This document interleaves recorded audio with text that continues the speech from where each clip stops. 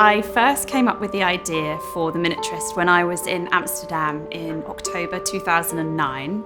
I was there on a short holiday and we went to the Rijksmuseum, and that's where I first saw the doll's house, the real doll's house that became the kind of centre symbol, if you like, of the novel and my point of focus for writing the whole thing.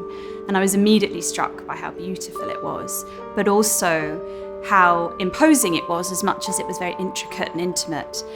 But it wasn't until I found out that the woman who owned it, a woman called Petronella Ortman, spent as much money on it as a real house, that I became interested in the psychology of this doll's house and what it symbolised both in the city of Amsterdam and both for this woman in her domestic, claustrophobic existence.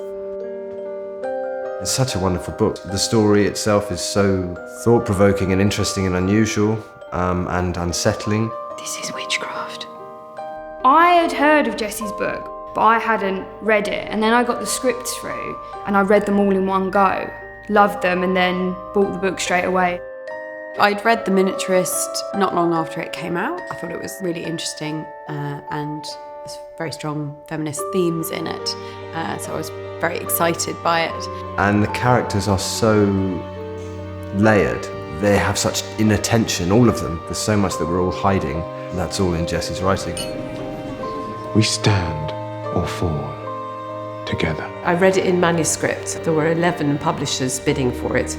And I did meet them for lunch, made my offer and left it on the table for a year.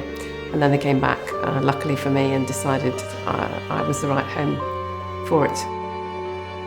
When the bidding wars started, I was still working in the city when my newish literary agent left me this voicemail, and I've still got the piece of paper. On one side, it's all my chores that I'm having to do for these businessmen, and on the other side is 10 publishers' names from the lowest bid to the highest, which is an incredibly surreal moment for me. And it just carried on.